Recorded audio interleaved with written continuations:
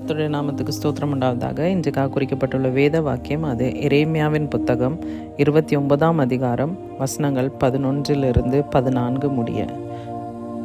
Jeremiah 29 verses 11 to 14. நீங்கள் எதிர்பார்த்திருக்கும் முடிவை உங்களுக்கு கொடுக்கும்படிக்கு நான் உங்கள் பேரில் நினைத்திருக்கிற நினைவுகளை அறிவேன் என்று கர்த்தர் சொல்லுகிறார். அவைகள் தீமைக்கல்ல, சமாதானத்துக்கு ஏதுவான நினைவுகளே. அப்பொழுது நீங்கள் கூடி வந்து என்னை தொழுது கொண்டு என்னை நோக்கி விண்ணப்பம் பண்ணுவீர்கள். நான் உங்களுக்கு செவி கொடுப்பேன். உங்கள் முழு இருதயத்தோடும் என்னை தேடினீர்களானால் என்னை தேடுகையில் கண்டுபிடிப்பீர்கள். நான் உங்களுக்கு காணப்படுவேன் என்று கர்த்தர் சொல்லுகிறார். இன்னைக்கு ஆண்டவர் ரொம்ப அழகான ஒரு விஷயத்தின் மூலமாக ஒரு காரியத்தை ஆண்டவர் நம்மளுக்கு வெளிப்படுத்தி கொடுக்குறார். இந்த வசனம் ஆண்டவர் நம்மளோட முகமுகமாய் பேசுகிற ஒரு அழகான ஒரு வசனம். நம்ம ஆண்டவரை தேடும்போது ஆண்டவரை நம்ம பார்ப்போம். நம்ம ஆண்டவரை பார்த்துட்டோம்னாவே அவர் நம்மளுக்காக ஆயத்தம் பண்ணி வச்சுருக்க ஒரு வாழ்க்கை, நம்ம வாழ்க்கை எப்படி இருக்கணும்னு அவர் ஒரு டிசைன் பண்ணி ஒரு ஃப்ரேமுக்கு கொண்டு வந்து ஆண்டவர் அதை பார்த்துருப்பார். எப்படி அன்னாளுக்கு குழந்தை இல்லாமல் இருந்தது. அன்னாளுக்கு குழந்தையே இல்லை. அன்னாள் குழந்தை இல்லைன்னு அவள் ஒரு நாள் அழலை. அவள் அழுததெல்லாம் பெண்ணினாளோட வார்த்தை குத்தப்பட்டு தான் அழுதா. பெண்ணினாள் பேசின பேச்சுக்களை அவளால் தாங்கிக்க முடியாமல் தான் அவள் எங்கே போய் அவளோட கஷ்டத்தை கொட்டுறதுன்னு தெரியாமல் ஆலயத்துக்கு ஓடி போனான். அவள் புலம்பி அழுதான். என்னை இப்படி காயப்படுத்துகிறா, இப்படி கஷ்டப்படுத்துகிற ஆண்டவரேன்னு அவகிட்ட புலம்பி அழுது. ஆனால் என்னைக்கு அன்னாளுக்கு பெண்ணினாளோட வார்த்தையை விட அவளை படைச்ச தேவனோட வார்த்தை மேலே ஒரு நம்பிக்கை வந்ததோ அன்னைக்கு அவள் அழுறதை நிறுத்திட்டான். அன்னைக்கு அதுலேருந்து அவள் துக்கமுகமாக காணப்படலைன்னு வசனம் சொல்லுது. அவள் அதுக்கப்புறம் அழலை. அவளுக்கு தெரியும் ஆண்டவருக்கு இவளுக்கு என்ன பிள்ளை வரும், எப்படி பிள்ளை வளருமா, எல்லாம் ஆண்டவர் யோசித்து வச்சுட்டாருன்னு ஒரு முடிவுக்கு வந்த உடனே அவள் அழுறதை நிறுத்திட்டா. தாய் அவமானப்பட்டு கூனி குறுகி நின்ன இடத்துல ஒரு பிள்ளைய கொடுத்து அந்த பிள்ளைய பிரம்மாண்டமாக வளர்க்க வைக்கிறார். பார்த்தீங்களா? அந்த பிள்ளையோட வளர்ப்பில் ஒரு பிரம்மாண்டத்தை வெளியில் மற்றவங்களுக்கு காமிக்க வைக்கிறார்ல, அதுதான் ஆண்டவரோட வல்லமை. நம்ம எப்போ அன்னாளுக்கு கிடைச்சிது, அன்னாளுக்கு ஆண்டவர் நினச்சிருந்தா முதல்ல அந்த குழந்தைய கொடுத்துருக்கலாம். ஆனால் அன்னாள் தேடினதுக்கு அப்புறம் தான் ஆண்டவரை தேட அவள் ஆண்டவரோட வீட்டுக்கு போனான், ஆலயத்துக்கு போனான். ஆலயத்தில் போய் அவள் ஆண்டவர் இடத்துல மாத்திரம் அவள் கஷ்டத்தை சொல்லி அழுதான். இன்றைக்கும் உங்களோட என்னுடைய ஆண்டவர் ரொம்ப தெளிவான ஒரு விஷயத்தை பேசி கொண்டிருக்க. அந்த புது வருஷம் 2026 இன்றைக்கி ஒரு தீர்மானம் எடுங்க. ஆனால் கஷ்டத்தை ஆண்டவர் இடத்துல மாத்திரம்தான் நான் புலம்புவேன், ஆண்டவர் இடத்துல மாத்திரம்தான் நான் பகிர்ந்துப்பேன்றதை பேசு. ஒரு தீர்மானத்துக்கு வாங்க, ஆண்டவரோட பேச ஆரம்பிங்க. உங்கள் கஷ்டம் என்னவா இருந்தாலும் ஆண்டவர் அந்நாளுக்கு கொடுத்த ஆசீர்வாதத்தை உங்களுக்கும் கொடுப்பார், உங்களையும் ஆசீர்வதிப்பார். அந்நாளுக்கு எப்படி அவள் அவமானத்தின் மத்தியில் வந்தாலும் அவள் மகனை எவ்வளோ பிரம்மாண்டமாக நடக்க வச்சு கூட்டிகிட்டு வந்தாரா, அதை விட ஒரு பெருமை, அதை விட ஒரு ஆசீர்வாதம் ஒரு தாய்க்கு இருக்கவே முடியாது. தன் பிள்ளைய எல்லாரும் கொண்டாடுறத பார்க்குற ஒரு ஆசீர்வாதம் வேற எந்த தாய்க்கும் கிடைக்கல, அந்நாளுக்கு மாத்திரம்தான் கிடைச்சிது. அந்த ஆசீர்வாதம் இன்றைக்கி உங்களுக்கும் எனக்கும் கிடைக்கணும்னா நம்ம முதலாவது முழு இருதயத்தோடு ஆண்டவரை நோக்கி பாருங்க.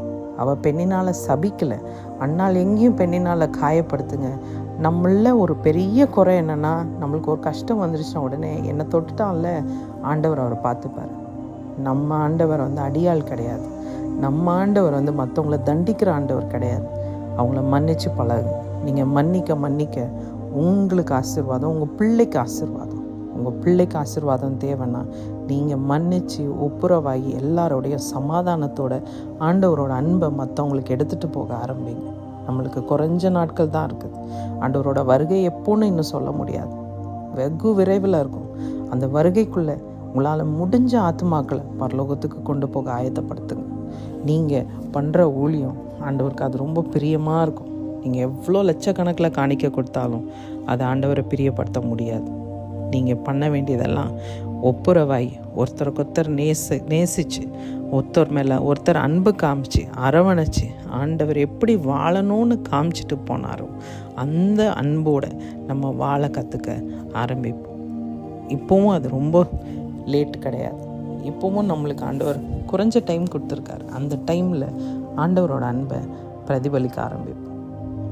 ஆண்டவர் முகத்தில் எச்ச துப்புன ஆட்கள் உண்டு, அவங்கள ஆண்டவர் தண்டிக்கலை. என் முகத்தில் துப்பிட்ட உன்னை நான் நாசமாக போச்சிருவேன் சொல்லவே இல்லை. எல்லாரையும் ஆசீர்வதிச்சிட்டு தான் போனார். ஆண்டவரை காமிச்சு கொடுத்த யூதாஸை கூட ஆண்டவர் சபிக்கலை. ஆனால் நம்ம இன்னைக்கு வாயை திறந்தா சாபமான வார்த்தைகள் தான் வருது. என்னை கஷ்டப்படுத்திட்டான், அவன் நல்லாவே இருக்க மாட்டான். என்ன பிரச்சனையில் போட்டு விட்டா அவன் கஷ்டப்படுவான். இப்படி தான் நம்ம பேசி பழகிருக்கோமே. நம்மள யாருமே என்னை இப்படி காயப்படுத்திட்டான், பரவாயில்ல, நல்லா இருந்துட்டு போகிறான் சொல்கிறதுக்கு தயாராக இல்லை. இன்றைக்கி நீங்களும் நானும் அந்த இருதயத்தோடு நடக்கணும்னு ஆண்டவர் விருப்பப்படுறார். இந்த வசனத்தில் இருக்கிற வார்த்தை, முழு இருதயத்தோடு என்னை தேடினீர்களானால் என்னை தேடுகையில் கண்டுபிடிப்பீர்கள். எப்படி அன்னாள் அவன் முழு இருதயத்தோட ஆண்டவரை மாத்திரம் பார்த்தாலும், எப்படி அன்னாள் பெண்ணினால் பேசின வார்த்தைகளை கீழே தள்ளி போட்டு, என் தேவன் என்னோட கூட இருக்கிறார், என் தேவன் எனக்கு ஒரு பிள்ளையை கொடுப்பார், ஒரு ஆம்பளை பையனை கொடுப்பார்னு ஒரு விசுவாசம் வந்துச்சோ, அன்னைக்கு அவள் வாழ்க்கையில் ஒரு மாறுதல் ஏற்பட்டுச்சு. அன்னைக்கு அவள் பார்த்துட்டான் ஆண்டவர். அவள் பார்த்தனால தான் சாமுவேல் தீர்க்கதரிசி அவ்வளோ அற்புதங்களை செஞ்சார். அவர் நடந்து வர்றப்பவே அவரை சுற்றி அவ்வளோ அனாயிண்டிங் இருக்கும், அவ்வளோ ஆசீர்வாதமாக இருந்தாராம்.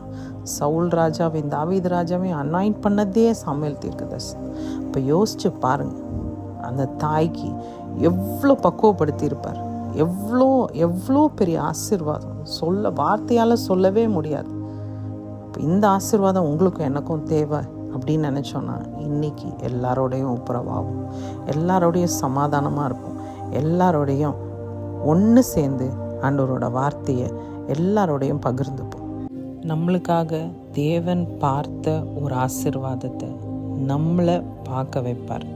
எப்படி அன்னாளுக்கு சாமுவேலை கொடுத்தே ஆகணும்னு ஆண்டவர் பார்த்து வச்சுருந்தாரோ, அந்த விஷயத்தை எப்படி அன்னாளை பார்க்க வச்சாரோ, அதே போல் இன்றைக்கி உங்களுக்கும் எனக்கும் ஆண்டவர் ஒரு ஆசீர்வாதத்தை பெருசாக வச்சுருக்கார். அந்த ஆசீர்வாதத்தை இன்றைக்கி நம்மளை பார்க்க வைப்பார். இந்த விசுவாசம் நம்ம பாதுகாக்கணும்னு நான் விசுவாசிக்கிறேன். தாமே உங்களை என்னை ஆசீர்வதித்து பாதுகாப்பாராக. ஆமென்.